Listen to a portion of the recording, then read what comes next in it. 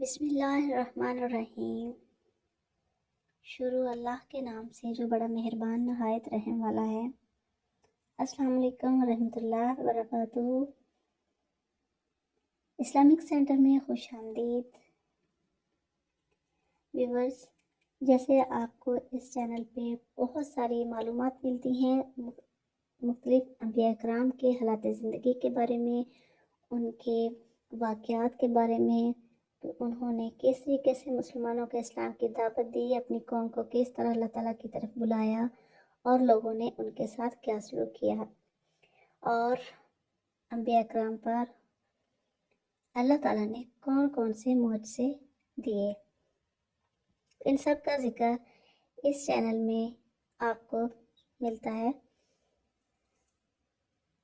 اس channel میں آپ کو بہت ساری معلومات ملتی ہیں، تو اسی طریقے سے آج کی ویڈیو بھی حضرت اسحاق علیہ السلام کے بارے میں ہے کہ حضرت اسحاق علیہ السلام کی ولادت کب ہوئی، کیسے ہوئی۔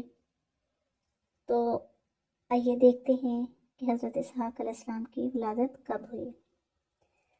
اللہ تعالیٰ نے اپنے خلیل کو اولاد جیسی نعمت سے اس وقت نوازا جب وہ بوڑھے ہو چکے تھے اور ان کی بیوی بھی بھانج ہو چکی تھی۔ اس لیے جب فرشتے جو خوشخبری لے کر حاضر ہوئے تو انہیں خوشی کے ساتھ ساتھ زبردست تعجب بھی ہوا۔ اللہ تعالیٰ نے ارشاد فرمایا ہے،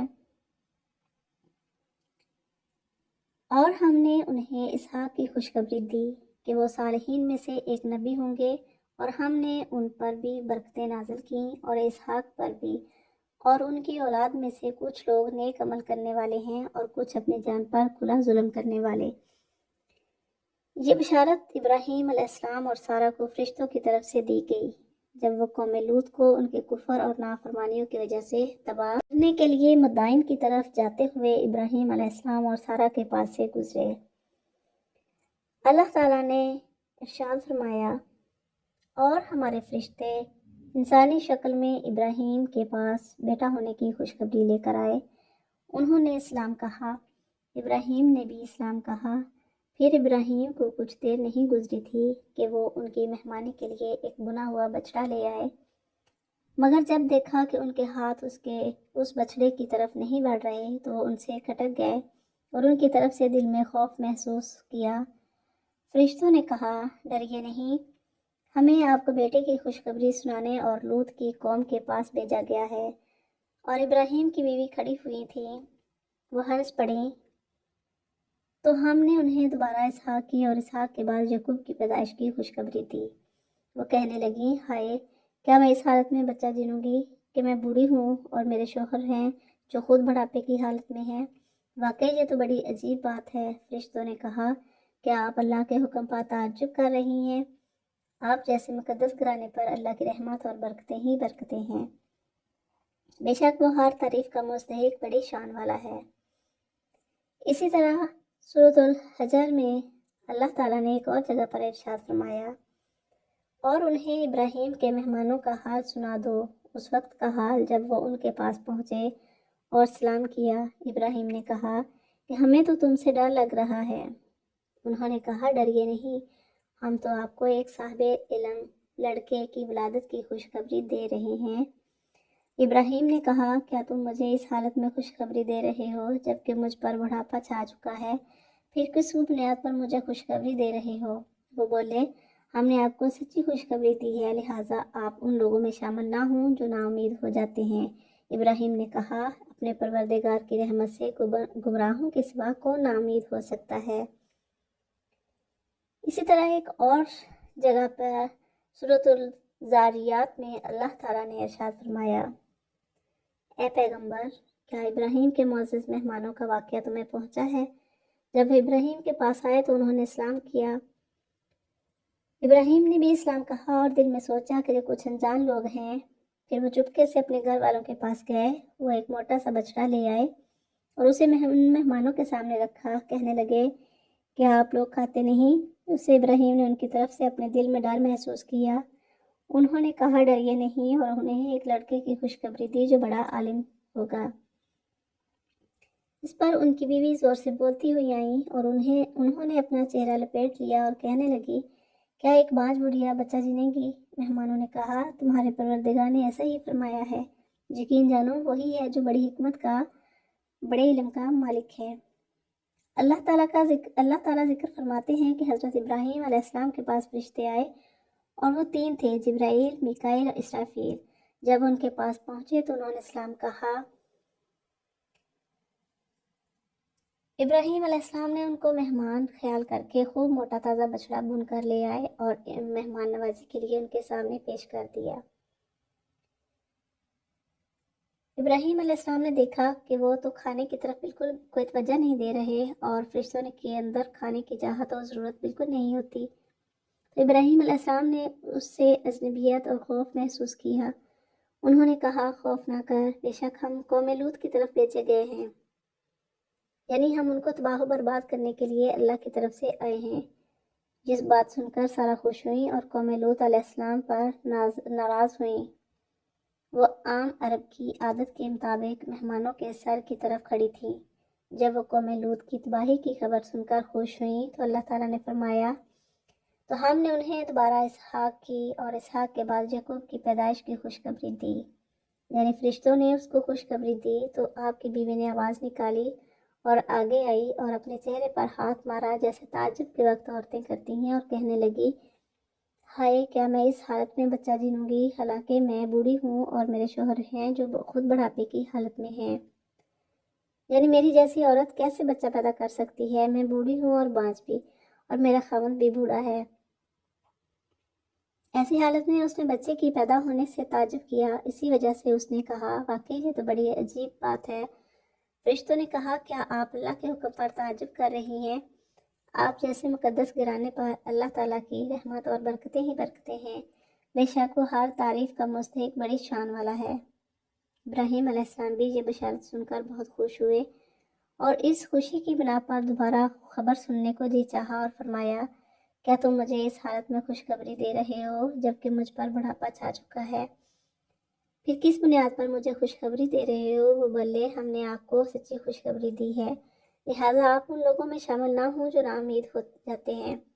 انہوں نے تاکید اور پختہ انداز سے خوشخبری دی کہ وہ بچہ علم والا ہوگا، یہ اسماعیل کے بائی اسحاق ہیں، یعنی وہ بچہ اپنے مقام و منصب کے مطابق علم والا اور حوصلے والا ہوگا۔ اس طرح اللہ تعالیٰ نے قرآن مجید میں اسے سچے وعدے اور صبر و تحمل والا قرار دیا ہے۔ ایک اور آیت میں اللہ تعالیٰ نے فرمایا، تو ہم نے انہیں دوبارہ اسحاق کی اور اسحاق کے بھائی یعقوب کی خوشخبری دی۔ یہی قرآن کا وہ مقام ہے جس سے محمد بن کعب کرسی رحمہ اللہ نے اس بات پر استدلال کیا ہے کہ ذبیح حضرت اسماعیل علیہ السلام ہی تھے، کیونکہ اسحاق علیہ السلام کے وجود اور ان کے بعد ان کے بیٹے کی خوشخبری اور بشارت کی موجودگی میں اسحاق علیہ السلام کو ذبح کرنے کا حکم کیسے دیا جا سکتا ہے؟ ابراہیم علیہ السلام نے بنے ہوئے بچڑے کے ساتھ 3 پیمانے کی گندم کی روٹی، گھی اور دودھ بھی پیش کیا، تو انہوں نے کھانا کھایا، تو یہ محض غلط اور بے سروپاتا بات ہے۔ اور ایک قول یہ بھی ہے کہ یوں نظر آتا تھا کہ وہ کھانا کھا رہے ہیں، لیکن حقیقت میں کھانا خود بخود ہوا میں غائب ہو رہا تھا۔ اللہ تعالیٰ نے ابراہیم علیہ السلام کو فرمایا کہ تیری بیوی سارا کو اب ساری نہیں کہا جائے گا، بلکہ اب اس کا نام سارا ہے۔ میں اس پر برکت کروں گا اور تجھے اس سارا کے بطن سے ایک بیٹا دوں گا، اور اس بیٹے پر بھی برکت نازل کروں گا، پھر اس سے بہت سی قومیں اور ان کے بادشاہ پیدا ہوں گے۔ ابراہیم علیہ السلام یہ بشارت سن کر سجدہ میں گر گئے اور ہنستے ہوئے دل میں کہا کہ اب 100 سال کی عمر میں میرے ہاں بچہ پیدا ہوگا اور سارا بچہ جنم دے گی جب اس کی عمر 90 سال کی ہو چکی ہے۔ حضرت ابراہیم علیہ السلام نے اللہ تعالیٰ کی بارگاہ الہی میں التجا کی کہ کاش اسماعیل تیرے دین کے لیے زندہ رہے، تو اللہ تعالیٰ نے فرمایا کہ تیری بیوی سارا کے ہاں ایک بچہ پیدا ہوگا تو اس کا نام اسحاق رکھے گا، وہ ٹھیک 1 سال بھی انہی دنوں میں پیدا ہوگا۔ اس سے اور اس کی اولاد سے بہت لمبا عرصہ عہد و پیمان باندھوں گا کہ وہ صرف میری ہی عبادت کریں گے، اور اس میں اسماعیل کے بارے میں تیری دعا قبول کرتا ہوں۔ میں اس پر برکت نازل کروں گا اور اس کی اولاد بہت زیادہ بڑھاؤں گا، اور اس کی اولاد سے 12 بڑے بادشاہ ہوں گے، اور میں اسے ایک بڑی قوم بناؤں گا۔ اللہ تعالیٰ نے ایک جگہ ارشاد فرمایا، تو تو ہم نے انہیں دوبارہ اسحاق کی اور اسحاق کے بعد یعقوب کی پیدائش کی خوشخبری دی۔ یہ اس بات کی دلیل ہے کہ ابراہیم علیہ السلام کی بیوی اپنے بیٹے اسحاق سے فائدہ اٹھائے گی۔ پھر اسحاق کے ہاں یعقوب پیدا ہوگا، یعنی ان دونوں کی زندگی میں یعقوب پیدا ہوں گے تاکہ اس پوتے کے ساتھ اس کی آنکھیں ٹھنڈی ہوں، جس سے ان کے اپنے بیٹے اسحاق کے ساتھ آنکھیں ٹھنڈی ہوں گی۔ اگر یعقوب علیہ السلام نے اپنے دادا دادی کی زندگی میں پیدا ہونا نہ ہوتا تو یعقوب کا نام لے کر ذکر کرنے کا کوئی فائدہ نہ تھا، جبکہ آئندہ آنے والی اسحاق کی تمام اولاد نسل کے ساتھ خوشخبری دی جا سکتی تھی۔ اب جب کہ یعقوب علیہ السلام کا خصوصی طور پر تذکرہ کیا گیا ہے تو وہ اس بات کی دلیل ہے کہ وہ اپنے دادا دادی کی زندگی ہی میں پیدا ہوں گے اور ان کی آنکھوں کی ٹھنڈک کا ذریعہ بنیں گے۔ ایک اور جگہ اللہ تعالیٰ نے ارشاد فرمایا، چنانچہ جب وہ ان سے اور ان کے بتوں سے الگ ہو گئے جنہیں وہ اللہ کے بجائے پکارا کرتے تھے تو ہم نے انہیں اسحاق اور یعقوب جیسی اولاد بخشی اور ان میں سے ہر ایک کو نبی بنایا۔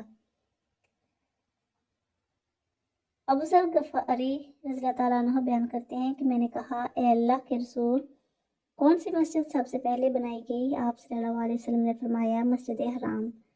میں نے کہا، اس کے بعد کون سی مسجد بنائی گئی؟ آپ صلی اللہ علیہ وسلم نے فرمایا، مسجد اقصیٰ۔ میں نے کہا، ان دونوں کے درمیان کتنی مدت تھی؟ آپ صلی اللہ علیہ وسلم نے فرمایا، 40 سال۔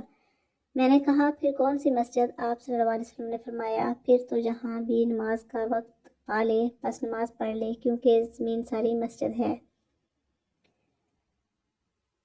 یعقوب علیہ السلام نے مسجد اقصیٰ کی بنیاد رکھی تھی اور یہ مسجد ایلیہ ہے جو بیت المقدس کے پاس ہے۔ یہی ترجیح اچھی ہے اور اس کی تائید حدیث بھی کرتی ہے۔ اس لحاظ سے ابراہیم اور اسماعیل علیہ السلام کے بیت اللہ بنانے کے 40 برس بعد یعقوب علیہ السلام نے مسجد اقصیٰ بنائی، اور ظاہر یہی ہے کہ مسجد حرام، بیت اللہ اور مسجد اقصیٰ دونوں کی تعمیر اسحاق کے پیدا ہونے اور وجود میں آنے کے بعد ہوئی۔ حضرت ابراہیم علیہ السلام نے اپنی دعا میں یوں فرمایا، اور یاد کرو وہ وقت جب ابراہیم نے اللہ تعالیٰ سے دعا کرتے ہوئے کہا تھا کہ یا رب، اس شہر کو پرامن بنا دے اور مجھے اور میرے بیٹوں کو اس بات سے بچائیے کہ ہم بتوں کی پرستش کریں۔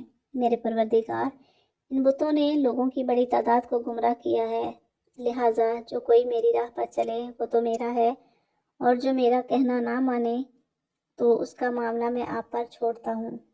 آپ بہت بخشنے والے بڑے مہربان ہیں۔ اے ہمارے پروردگار، میں نے اپنی کچھ اولاد کو آپ کی حرمت والے گھر کے پاس ایک ایسی وادی میں لا بسایا ہے جس میں کوئی کھیتی نہیں ہوتی۔ ہمارے پروردگار جی، میں نے اس لیے کیا تاکہ یہ نماز قائم کریں، لہٰذا لوگوں کے دلوں میں ان کے لیے کشش پیدا کر دیجیے اور ان کو پھلوں کا رزق عطا فرمائیے تاکہ وہ شکر گزار بنیں۔ اے ہمارے رب، ہم جو کام چھپ کر کرتے ہیں وہ بھی آپ کے علم میں ہے، اور جو کام علانیہ کرتے ہیں وہ بھی، اور اللہ سے نہ زمین کی کوئی چیز چھپی ہوئی ہے اور نہ آسمان کی کوئی چیز۔